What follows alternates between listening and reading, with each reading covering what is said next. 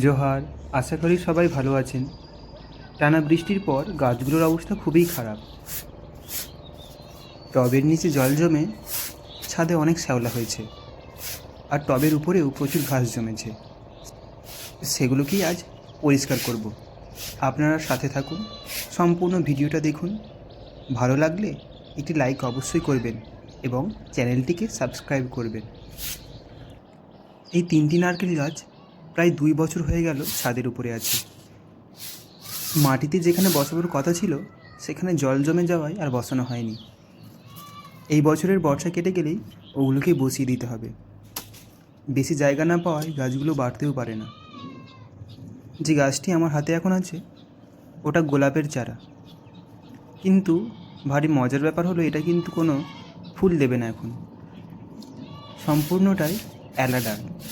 Main যে গাছটা ছিল সেটি পোকায় খেয়ে নষ্ট হয়ে যায়, আর এই অ্যালাডারটা বেরিয়েছে, ওটাতে আমি গ্রাফটিং করব। নারকেল গাছগুলোর যা আগাছা ছিল সাফ করে দিচ্ছি, নাহলে এরাই সব খাবার খেয়ে নেয়।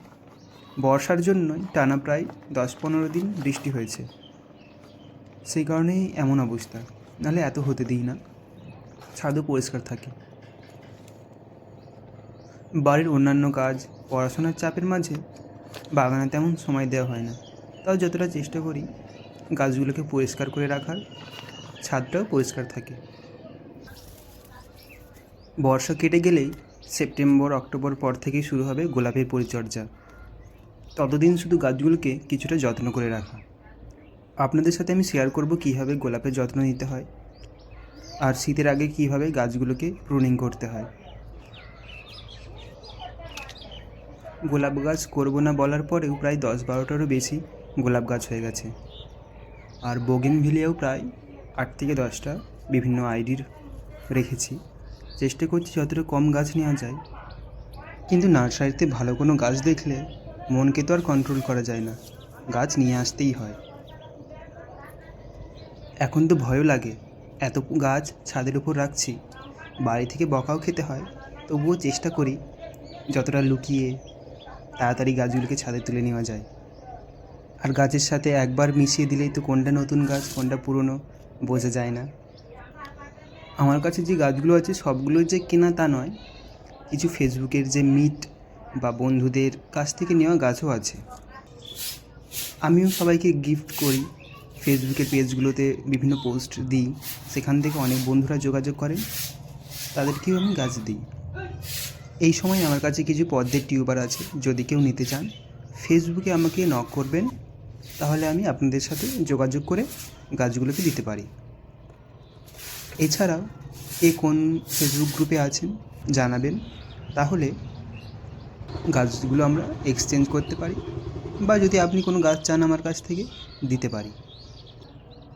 এখন যে দিকটা পরিষ্কার করছি ওদিকের গাছগুলো খুবই বড় টবে আছে, তাই সরাতেও অসুবিধা হয়।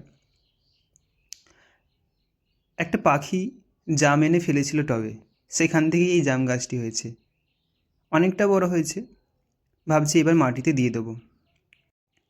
পাশেই রাখা আছে পদ্ম গাছ, কত সুন্দর হেলদি দেখতে পাচ্ছেন। পদ্ম গাছ নিয়ে 2টি ভিডিও আপলোড করা আছে, চাইলে আমার চ্যানেলে দেখতে পারেন। দেখুন তো এই ফ্রেমটা চিনতে পারেন কি না।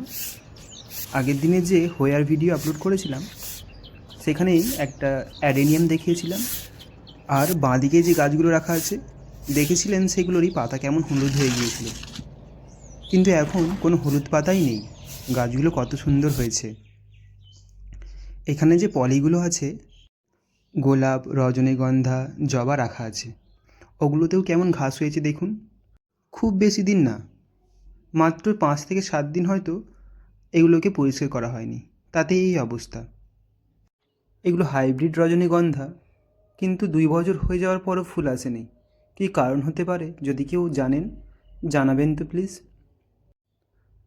আর ওই কালো টবের মধ্যে যে গাছটি রাখা আছে ওটা আগের বছরের চন্দ্রমল্লিকা, একটা মাদার প্ল্যান্ট হিসেবে রাখা ছিল, কিন্তু কাটিং নিয়ে নেওয়ার পরেও গাছটি রেখে দিয়েছি, দেখব যদি এই বছরও ফুল হয়।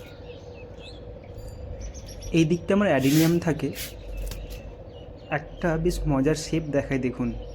এই অ্যাডেনিয়াম গাছটা কত সুন্দর শেপ নিয়েছে, যেন কোনো জিরাফ দাঁড়িয়ে আছে, কতটা লম্বা আর কতটা উঁচু হয়েছে। এই গাছটায় ফুল হয় খুব সুন্দর। হঠাৎ করে দেখলাম বৃষ্টি পড়তে শুরু হয়ে গেছে।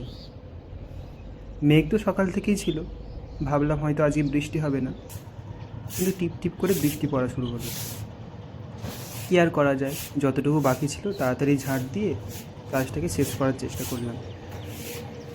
ওই যে দূরে দেখুন পদ্ম গাছ, ওই পদ্ম গাছের গামলাগুলোতেই আমি ছোট ছোট মাছ ছেড়েছি। সেই ভিডিও আপনাদের সাথে আমি শেয়ার করেছি, যদি কেউ না দেখে থাকেন অবশ্যই দেখবেন। দেখুন হঠাৎ করেই টিপ টিপ সেই বৃষ্টি যেন মুষলধারে চলে এলো। বৃষ্টি শুরু হয়ে যাওয়ায় বাকিটা আর ভিডিও করতে পারিনি।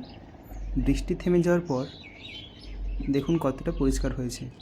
নিচের যে শ্যাওলার ছাপ সেগুলো রয়েই গেছে, কিন্তু যে পুরনো পাতা নোংরাগুলো ছিল সেগুলো পরিষ্কার করে দিয়েছি। যারা সম্পূর্ণ ভিডিওটি দেখলেন তাদেরকে অসংখ্য ধন্যবাদ।